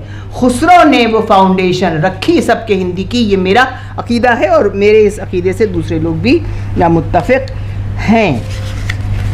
ایک بات اور ہے صاحب، بہت جلدی سے کہہ دوں، ادریس صاحب تھوڑی سی مہلت دے دیجئے کہ یہ اعتراض ہوئے بڑے، ارے بھائی یہ ہے اور سب کے خراسانی تھا اور فلاں تھا اور یہ تھا اور یہ نیا سب کا گیا. اگر ایک ہی جیسا ادب قائم رہے تو تف ہے اس ادب کے اوپر. اگر ادب میں لہریں نہ آئیں اگر ادب میں تغیرات اور تبدلات نہ ہوں، ساکت اور صامت بیٹھا رہے، ہمارے پاس سے سمندر ہو کے گزرتا چلا جائے اور ہمیں پتہ بھی نہ چلے، تو وہ شعر اور ادب کسی کام کا نہیں ہے. تو کہاں تک ہم صرف پرانے سب کے خراسانی یا سب کے عراقی جو بھی گئی میں ان بیچاروں اس میں تو بڑے بڑے میں سر جھک جائے گا ان کے آگے، بڑے بڑے لوگ گزر گئے ہیں، لیکن پھر بہرحال ایک موڑ تو آنا تھا. سب کے ہندی وہ موڑ ہے، سب کے ہندی وہ موڑ ہے، اور جس پر اردو غزل نے بھی ہمارا ساتھ دیا، فارسی زبان نے اس کی لیک تیار کی، اردو زبان چل پڑی اس کے اوپر، یہاں تک کہ غالب جیسا آدمی اس میں پیدا ہو گیا، آزردہ جیسا آدمی پیدا ہو گیا. کوئی نام نہیں لیتا، آپ ہی لوگوں نے مجھ سے نام لوایا تھا 1 سال پہلے. آزردہ پیدا ہو گئے، صہبائی پیدا ہو گئے، شیفتہ پیدا ہو گئے، غالب پیدا ہو گئے. تو اردو غزل نے کمال کر کے دکھایا کہ اتنی کم عمر، اب یہ بھی تو سوچنے کی بات ہے، یہ میں نے اس میں کچھ لکھا وکھا نہیں ہے، اسی وقت دماغ میں آیا. فارسی زبان کے پاس 1000 سال کی تاریخ تھی جناب عالی جب وہ یہاں آئی. اردو زبان 100 سال 200 سال. انہوں نے بڑا اچھا لکھا ہوا ہے کہ اب وہ وقت آ گیا تھا. پڑھنا چاہ رہی ہوں اس کو، ادریس صاحب اجازت ہی نہیں دے رہے ہیں مجھے پڑھنے کی. 2 منٹ ختم کرتی ہوں. نصیر نثار احمد فاروقی صاحب نے جو بات کہی ہے اردو زبان کے بارے میں، لاجواب بات کہی ہے انہوں نے. کیا وہ وقت آ گیا تھا کہ یہ زبان جو پہلے گلی کوچوں میں کھیل کر پروان چڑھی تھی، اب اچانک لباس، ان کو کوٹ کر رہی ہوں، کوٹیشن مل نہیں رہا مجھے، اب اچانک لباس عروسی پہن کر مسند پر آ بیٹھی اور ایسی چھیڑ چھاڑ کی کہ بزرگ بھی اس کے حلقہ بگوش ہو گئے. تو اردو اس معراج کو پہنچی. تو اردو نے اتنے کم عرصے میں سب کے ہندی کو کیپچر کر لیا. وہ غزل جو انٹلیکچولائز ہوئی، اس کو بڑے زبردست استعارے اور تشبیہات اور رمزیات اور کنایات اور لفظیات کی ضرورت تھی. میں نے اس میں لفظیات سے بھی بحث کی ہے. تو خسرو کی غزل، ختم کر دوں گی اپنی بات کو یہاں پر چونکہ وقت زیادہ ہو رہا ہے. خسرو کی غزل نے ہم کو یہ بتایا کہ بھائی فکر کے ساتھ ساتھ انہوں نے زبان، خسرو کے ساتھ ایک بڑی مزیدار دیکھیے، ایک طرف تو وہ اتنی بھولی بھالی اور سیدھی سادھی باتیں کرتے ہیں کہ ہم سب ان کے گرویدہ. اماں میرے بھیا کو بھیجو جی کہ ساون آیا، اماں میرے بھیا کو بھیجو جی کہ ساون آیا. پورا ہندوستانی تہذیب اس کے اندر بند ہے. اماں تو چاہتی نہیں ہے کہ لڑکی میکے میں آئے، تو وہ کہتی بیٹی تیرا بھیا تو بالا رہی، بیٹی تیرا باوا تو بوڑھا رہی، نہیں چاہتی کہ میکے آئے کہ ساون آئے. وہ ضد کرتی ہے، ماں روکتی ہے. دس از آل انڈیا ان خسرو's غزل. تو ایک طرف تو اتنی سیدھی باتیں کرتے ہیں، ایک طرف کہتے ہیں بالکل ان کو سادی ثانی کہا گیا ہے. میں نے یہاں یہ تھیسس قائم کی ہے جو انفارچونیٹلی نہیں پڑھ سکتی وقت کی تنگی کی وجہ سے، کہ بے دل کو خسرو کو کہا جاتا ہے طوطی ہند اور سادی ثانی دوسرا سادی. میں یہ کہہ رہی ہوں کہ ان دونوں کو ہم الگ الگ، میں تو الگ الگ مان رہی ہوں. طوطی ہند دوسرا، سادی ثانی دوسرا. سادی ثانی کسی کا پیرو ہونے میں صاحب کیا وہ بات ہے جو اپنا نقشہ خود زمانے میں ہے؟ سادی ثانی ٹھیک ہے، لیکن خسرو نے کہا یہ میں ہوں. سادی کے سب کو فالو کیا. دلم در عاشقی آوارہ شد آوارہ تر بادا، سیدھی سیدھی غزلیں بھی کہیں خسرو نے، میٹھی میٹھی غزلیں بھی کہیں، لیکن بس کہہ لیے ایک حد تک. اس کے بعد ان کو جو جوش آتا ہے تو پھر وہ ایسے ایسے استعارات، ایسی ایسی تشبیہ، ایسے ایسے تصنعات، انہوں نے صنعت لفظی و معنوی ایجاد کی تھیں. کم سے کم 10 صنعتیں خسرو نے ایجاد کی ہیں. تو اس کے بعد وہ پھر بے قابو ہوتے ہیں، اور اس کے بعد پھر وہ ایک نئے سبگ کی بنیاد. طوطی ہند الگ ہے، میرا یہ تھیسس ہے اس میں، ایک پوائنٹ یہ ہے، طوطی ہند الگ ہے، سادی ثانی الگ ہیں. دونوں کو ایک مت کیجیے آپ. یہ خسرو کے ساتھ ناانصافی ہوگی. وہ چاہتے ہی نہیں تھے، وہ اپنا الگ مقام بنانا چاہتے تھے جنہوں نے بنایا، اور وہ طوطی ہند ہی ہیں. خواہ وہ سب کے ہندی کو کہیں گے، خواہ وہ فارسی میں کہیں گے، خواہ وہ ہندی میں کہیں گے، وہ ایک الگ ان کا اپنا وجود ہے. اور بہرحال کاش آپ مجھے اور وقت دیتے تو پھر اس میں بہت سی باتیں کہنے کو ہیں، اور آپ اسے اگر کبھی چھاپ سکیے تو چھاپ دیجئے. اور بہت شکریہ. بس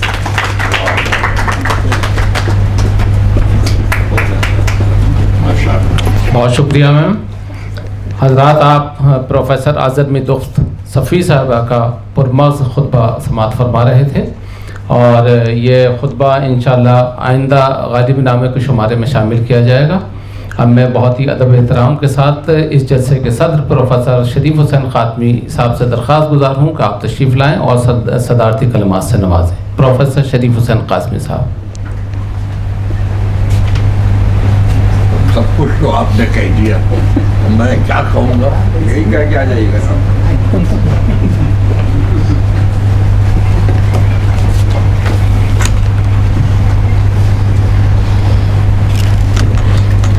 یہ تو یہی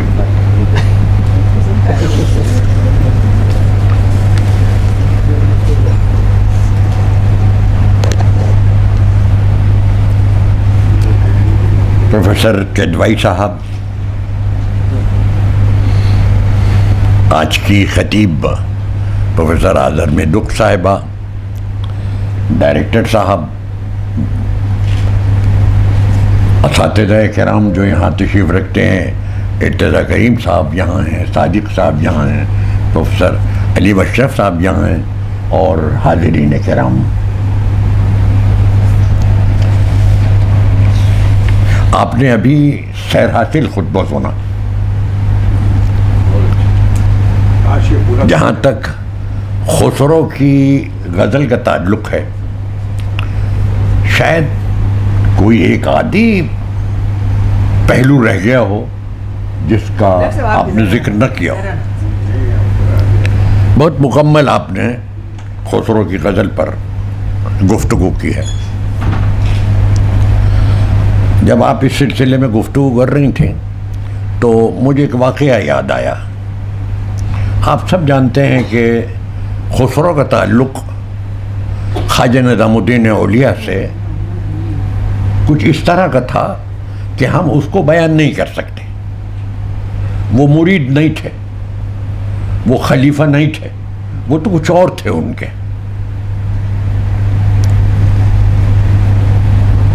وہ اپنی غزل سناتے ہوں گے جا کر، کوئی اچھی انہوں نے محسوس کی کہ بہت اچھی غزل ہو گئی ہے، لاؤ خواجہ صاحب کو سناؤ۔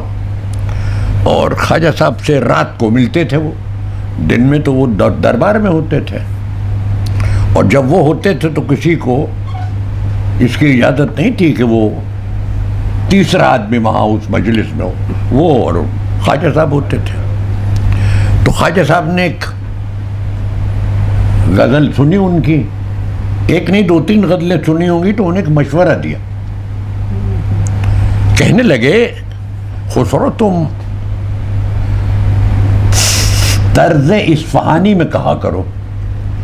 دیکھیے میں یہ چاہتا ہوں کہ آپ ایک یہ بات سمجھ لیں کہ یہ پہلی دفعہ ہو رہا ہے فارسی ادب کی تاریخ میں کہ ایک بزرگ جو باقاعدہ شاعر نہیں ہے لیکن وہ شعر کہتا ہے، وہ شعر فہم ہے، وہ طرز کی بات کر رہا ہے، اسے سبق شناسی کا ملکہ حاصل ہے، وہ جانتا ہے سبق شناسی کیا چیز ہے۔ تو انہوں نے کہا کہ تم طرز اصفہانی میں کہا کرو۔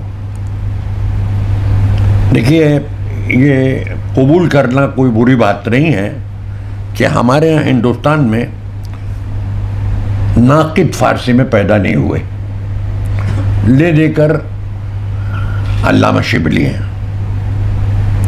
جنہوں نے شعر العجم لکھی، اور وہ ہمارے لیے کیا، وہ تو خود ایرانی بھی جب تنقید پر کام کرتے ہیں تو ان کے سامنے شعر العجم ہوتی ہے، اور وہ ان کی استادی اور نقد ادبی کے سب قائل ہیں۔ اس کا فارسی میں ترجمہ ہو چکا ہے، اور آج نہیں بہت پہلے ہوا تھا۔ تو ایسی صورت میں خواجہ صاحب کے منہ سے یہ نکل جانا کہ تم طرز اصفہانی میں کہا کرو بھائی، پھر اس کی انہوں نے وضاحت بھی کی کہ دیکھو اس میں زلف کی بات ہو، محبوب کے خال کی بات ہو، یہ بھی کہا انہوں نے اس کے ساتھ ہی ساتھ۔ کہ یہ ہے میری مراد. ایک یہ جو تصوف ہے اس میں پیر و مرشد اور مرید کا جو تعلق خاطر ہوتا ہے ہم اس کا احساس بھی نہیں کر سکتے.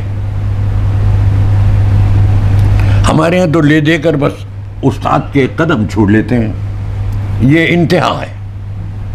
لیکن وہاں یہ نہیں ہے. وہاں تو جو مرشد نے کہہ دیا وہ جان چلی جائے صاحب وہ ہوگا. تو خسرو غزل میں خاص طور پر اسی طرز کے پیروکار ہیں جس کا ان کو حکم ملا تھا حضرت نظام الدین اولیاء سے. اسی میں میں نے تو عرض کیا کہ ہمارے یہاں تنقید پر کام نہیں ہوا جیسا ہونا چاہیے. ایرانیوں نے جو کام کیا ہے ان کے کان کھڑے ہوئے کہ ہمارے یہاں تو یہ جو دور تھا اس میں تو کسی نے طرز کی بات ہی نہیں کی. یہ ایک صوفی صافی کونے میں بیٹھے ہیں, ان کا کوئی تعلق, وہ نہ شاعر ہیں باقاعدہ نہ کوئی ادیب ہے, یہ کیا کہہ گئے ہیں یہ اس کی وضاحت کرنی چاہیے. تو انہیں دو لوگ ملے, معروف شاعر ہیں وہ ایران کے, ایک کمال الدین اصفہانی اور ایک ان کے والد ہیں. انہوں نے یہ کہا کہ دیکھیے خواجہ صاحب نے, یہ مشہور لوگ تھے, ان کا کلام لازمی طور پر سنا ہوگا, پڑھا بھی ہو, کوئی یہ تو دواوین آتے جاتے رہتے ہی تھے, یہ تو ایک تجارت تھی زبردست اس زمانے میں. تو یہ ان کا جو کلام ہے اس میں وہ سب کچھ ہے جو خواجہ صاحب کہہ رہے ہیں. چہرے پر دل کی بات ہے محبوب کے, اس کی گھنیری زلفوں کا, اس کی گھنیری زلفوں کی گفتگو ہے, اس کے سراپا کا ذکر ہے, یہ سب موجود ہے اس اصفہان کے ماں باپ اور بیٹے میں. اب آپ دیکھیے انہوں نے یہ بھی کہا, پھر یہ جو سب کے ہندی کا آپ نے ذکر سنا ابھی مفصل, اس کو ایرانی سب کے اصفہانی بھی کہتے ہیں. یہ بڑا دلچسپ ہے. ایرانی سب کے ہندی ضرور ظاہر کہتے ہیں وہ, لیکن وہ سب کے اصفہانی بھی کہتے ہیں. اور وہ ان کی نگاہ, ان کے ذہن میں وہی کمال الدین اصفہانی ہے. یہ ایک بڑی اہم بات ہے جب ہم خسرو کی غزل کے بارے میں کہتے ہیں. دیکھیے ہمارے ہاں جو کچھ تنقید ملتی ہے اس زمانے میں وہ تذکروں میں ملتی ہے.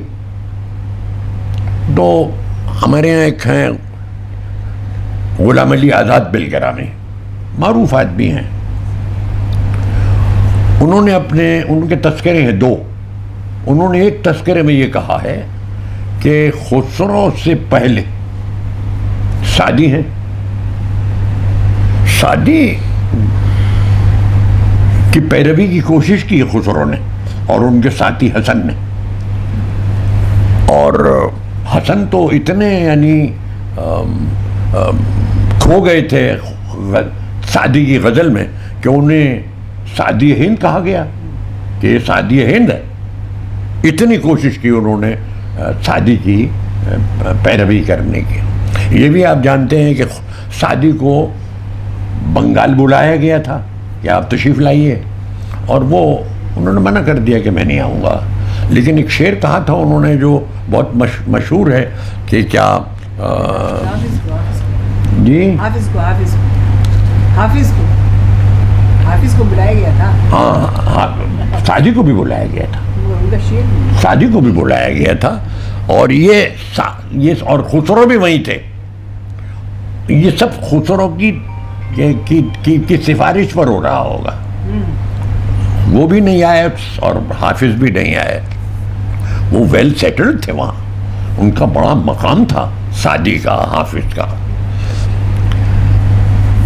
ہمارے ہاں عام طور پر یہ کہا جاتا ہے کہ حسن سجزی نے, یہ ساتھی ہیں دونوں, ایک ہی دربار میں بھی رہے ہیں اور دونوں منگولوں کے ہاتھوں دونوں گرفتار بھی ساتھ ہوئے تھے اور دونوں ان کے ہاتھوں سے فرار بھی ساتھ ہوئے تھے.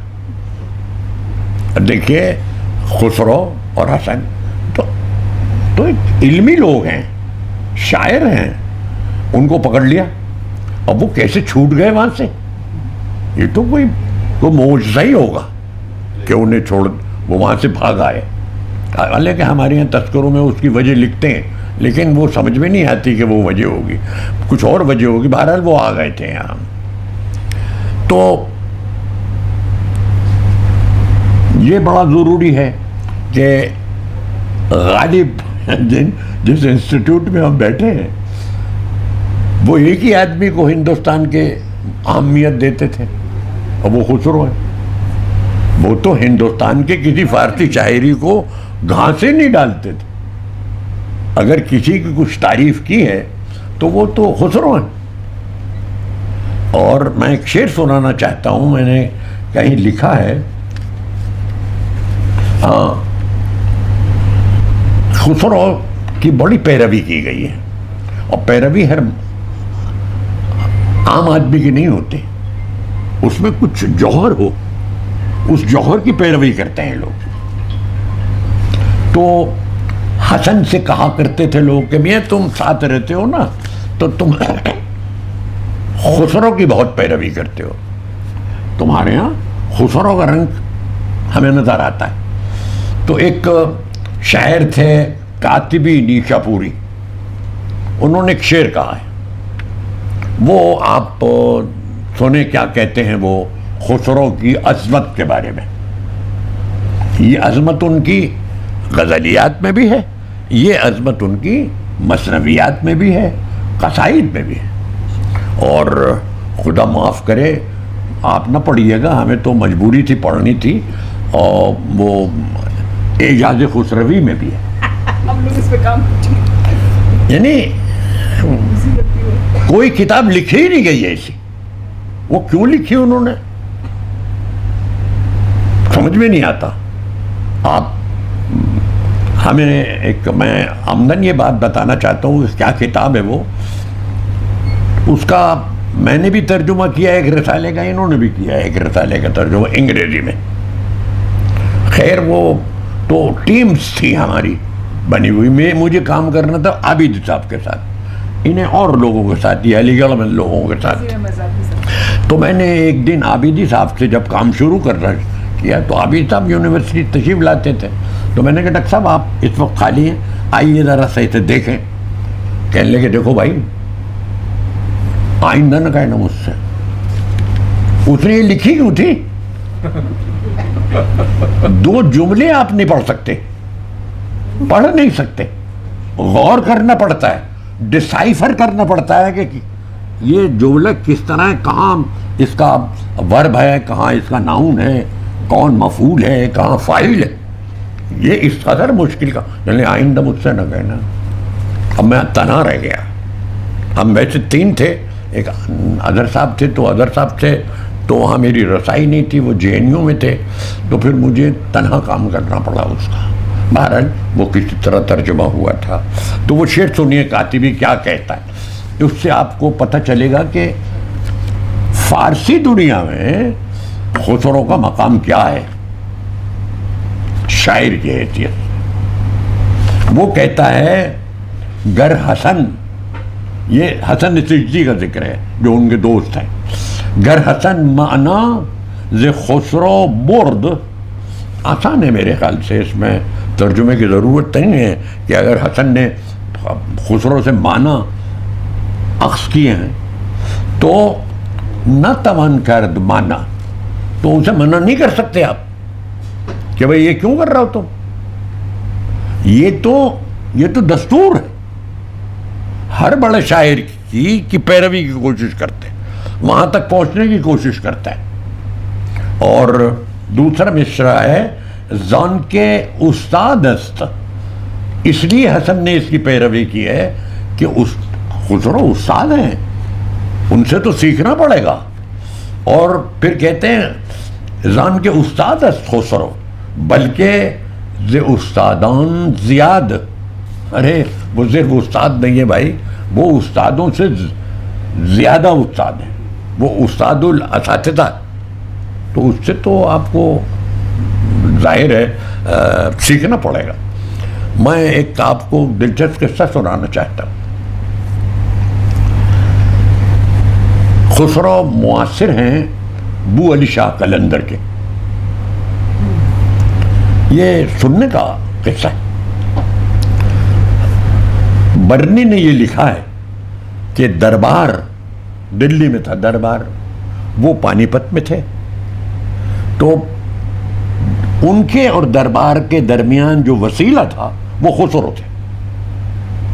دربار کو اگر کوئی اعانت بھیجنی ہے، کچھ اور کام ہے ان سے، تو وہ خسرو کو استعمال کرتے تھے کہ آپ جائیے۔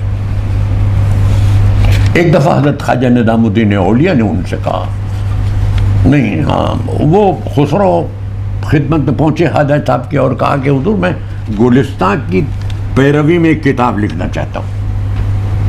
خواجہ صاحب نے جیسے سنا انسنا کر دیا، خیر وہ بھی انہوں نے دہرایا نہیں، پھر ملے، پھر کہا کہ حضور اجازت دے دیجئے میں گلستان کی پیروی، پھر نہیں جواب دیا انہوں نے۔ جب انہوں نے 2-3 دفعہ اور کہا تو انہوں نے کہا اس کی اجازت تم جا کر، کیا نام ابھی لیا میں نے، بو علی شاہ قلندر سے اس کی اجازت لو، جا کر تم جاؤ۔ یہ وہاں گئے تو انہوں نے کہا بھائی کچھ سناؤ نہ اپنی، تو انہوں نے اپنا ایک شعر ویر سنایا۔ اس کے بعد انہوں نے بھی اپنا کچھ کلام سنایا، وہ سب نقل ہے، میں نے لکھا ہے لیکن میں وقت نہیں لوں گا آپ کا زیادہ۔ تو یہ رونے لگے، خسرو رونے لگے ان کے اشعار سن کر۔ تو انہوں نے کہا ان سے کہ تم رو رہے ہو، ہمیں تم سمجھے بھی کچھ میں نے کیا کہا ہے؟ یہ بو علی شاہ قلندر خسرو سے کہہ رہے ہیں۔ تو خسرو نے کہا حضور میں روئی اسی لیے رہا ہوں کہ میری سمجھ میں نہیں آیا کیا کہہ رہے ہیں، میں اس مقام تک ہوئی نہیں، پہنچا ہی نہیں جو آپ کہہ رہے ہیں۔ یہ ایک تو اور کہنے لگے اچھا جاؤ تم اپنے استاد سے پوچھو، خواجہ صاحب سے پوچھو جو تمہارے مرشد ہے، کہ انہوں نے گلستان کو بھی سمجھا ہے، اگر انہوں نے گلستان کو سمجھ لیا ہے تو تمہیں میری طرف سے اجازت۔ یہ آ کر واقعہ انہوں نے خواجہ صاحب کو سنایا، اور خواجہ صاحب نے خسرو سے کہا کہ میں اسی لیے انکار کیا کرتا تھا لیکن تم باز نہیں آئے، تم باز نہیں آئے، وہ بات تم نے سن لی جو میں نہیں چاہتا تھا کہ تم سنو۔ یہ بو علی شاہ قلندر نے کہا۔ بو علی شاہ قلندر کو معمولی آدمی نہیں ہے۔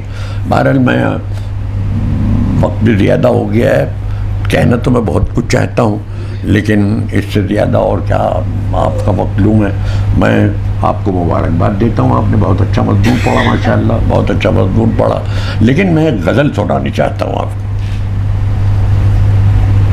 دیکھیے خسرو کلام کی جو یہ غزل میں آپ کو سنا رہا ہوں، اس میں سادگی دیکھیے، بیان کی سادگی، زبان کی سادگی، اور جو احساس بیان کر کہہ رہے ہیں وہ آپ سے، آپ اسے سن کر آپ ہل جائیں گے۔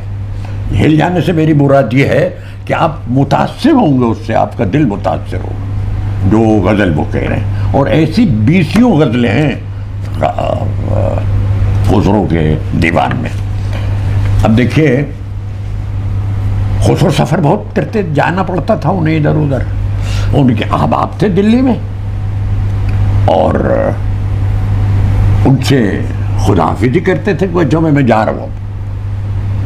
تو یہ ذہن میں رکھیے آپ، اور ظاہر ہے یہ الوداع جو ہے انہیں نہیں معلوم مجھے کب آنا ہے، انہیں نہیں معلوم، وہ تو فوج کے ساتھ جا رہے ہیں، اور آئیں گے بھی کہ نہیں، یا مار دیے جائیں گے، قتل کر دیے جائیں گے، کچھ نہیں معلوم ہے۔ تو اب وہ دیکھیے کیا کہتے ہیں، دلی والے جب بارش ہوتی ہے تو دیوانے ہو جاتے ہیں۔ اب تو نہیں رہا وہ، لیکن میں نے وہ دیکھا ہے بچپن میں کہ ٹانگے بھرے ہوئے چلے جا رہے ہیں، قطب صاحب چلے جا رہے ہیں، یہاں مقبرہ ہمایون آ گئے، مقبرہ صفدر جنگ آ گئے، दिन भर रहते थे, खाना लाएं, वहीं बच्चे भी हैं, खाना खा रहे हैं, तफरीह कर रहे हैं, गुड्डी उड़ा रहे हैं, वगैरह वगैरह वगैरह। तो अब आप देखिए, जब वो जा रहे हैं तो बारिश हो रही है, हल्की हल्की बारिश हो रही है। कहते हैं आबर मी बावर है दो, बारिश होने लगी है, हल्की हल्की बूंदियां पड़ रही हैं। तो अब मी बार तो मन मी शवा मज़यार जोदा। और अब मैं अब अलविदा कह रहा हूँ अपने दोस्त से। आप देखिए, ये ज़्यादती कर रहा हूँ कि इसका मैं तर्जुमा कर रहा हूँ, इसमें ज़रूरत ही नहीं है, ज़रूरत ही नहीं है। तो आबर मी बार तो मन मी शवा मज़यार जोदा चुन कोनम दिल बेचैनिन रूज से दिलदार जोदा। कैसे करूं यार, बारिश हो रही है, ये मौसम, घटाएं छाई हुई हैं और मुझे जाना पड़ रहा है, ये कैसे मैं इससे खुदा हाफिजी करूं? अरे मैं तो इसका हाथ पकड़ के जाऊं, बाग में जाऊं, कहीं वहां बैठकर तफरीह करूं, लेकिन मुझे तो जाना है, हुक्म है ये। तो अब बारानो मनो यार सिता दे बेवेदा। देखिए तस्वीर कशी देखिए, खड़े हैं ये, उन्होंने बुला लिया अपने दोस्त को, घर गए नहीं हैं उनके, वो सामने खड़े हैं, खुसरो इधर खड़े, ये कह रहे हैं कि वो मेरे सामने खड़ा है और अब मुझे उससे अलविदा कहना है। तो मन जोधा गिरी है कौनन, मैं भी रो रहा हूं और मेरा दोस्त भी रो रहा है। सब्ज़ नौखीज़ हो, हवा खुर्रम हो, बुस्तान सरसब्ज़। बरसात के मौसम में तो मुर्दों में जान पड़ जाती है भाई, सब सरसब, सब हर तरफ सब्जा है, लहरा रहा है। तो सब्ज़ नौखीज़ हो, बरसात में नया नया सब्जा निकलता है। हवा खुर्रम हो, बेपनाह खुशगवार हवा चल रही है। और बुस्तान सरसब, बागात सरसब्ज हैं। बुलबुले रूयसिये मान, बुलबुले रूयसिये मान ज़गुलज़ार जोदा। हर एक मैं हूँ, कैसा बदनसीब हूँ कि मुझे इस ऐसे यानी बाहर से पुर बाग को छोड़ के जाना पड़ रहा है। दीदे हम बहरे तो खूनबार शुदो, ने दीदे हम बहरे तो खूनबार शुदे मर्दुम चाश, मर्दुमी खून मशवस दीदे ये खूनबार जोड़ा। अब अगला आखिरी शेर जो है, आपकी इजाज़त से, अब जो तसन्नो था, जो मसनूआत थे, वो मर्दुम और मर्दुमी में गौर कीजिएगा। आखिरी शेर किस कदर हिम्मत उन्होंने जुटाई होगी ये शेर कहने में। मेरे ख्याल से कोई ये हिम्मत नहीं कर सकता था जो उन्होंने इस शेर में कह दिया। मैं बहुत पढ़ता हूँ इसे, मुझे बड़ी पसंद है, इसलिए कि इसमें कोई गौर करने की चीज़ नहीं है, बग़ैर गौर किए आप मुतासिर होते हैं। इस गज़ल में कहते हैं नेमते दीदे न ख़्वाह कि बेमानत पसतें। ए खुदा, मैं अब आपसे, मैं तो विदा हो रहा हूँ अपने महबूब से, मैं अब नहीं चाहता कि ये आंखें काम करें। क्या करूँगा मैं इन आँखों का? जिसे देखना मकसद है ज़िंदगी में, उसे तो छोड़ के जा रहा हूँ। आप देखें तो नेमते दीदे न ख़्वाहम के बेमानत पसदिन, मानदे चुन दीदे अज़ान नेमत दीदार जुदा। इसलिए कह रहा हूँ मैं खुदा कि आँखें ले लीजिए, मुझे नहीं अब कुछ करना। मैं तो जिसको देखने की आरजू है और जिसको देखने का मकसद है इन आँखों का, वो तो अब सामने होगा नहीं। अच्छा जनाब, बहुत बहुत शुक्रिया आपका। बहरहाल मैं एक बार आपको फिर मुबारकबाद देता हूँ, लेकिन खुसरो हम इतना लिख गए, वो कौन पढ़ेगा कौन? 8 तो उनकी मसनवियाँ, 8 और 5 दीवान हैं। तो मजाक हो रहा है भाई, क्या करते थे वो? सफर करते थे। बड़े दूसरों का अपने खुद कह दिया है कि ये मेरा है, वो कह नहीं सकते। अच्छा हुजूर वाला बहुत बहुत शुक्रिया। बहुत शुक्रिया प्रोफेसर शरीफ हुसैन कासमी साहब। میں اس نہایت عالمانہ گفتگو کے لیے پروفیسر شریف حسین قاسمی صاحب کو مبارکباد پیش کرتا ہوں.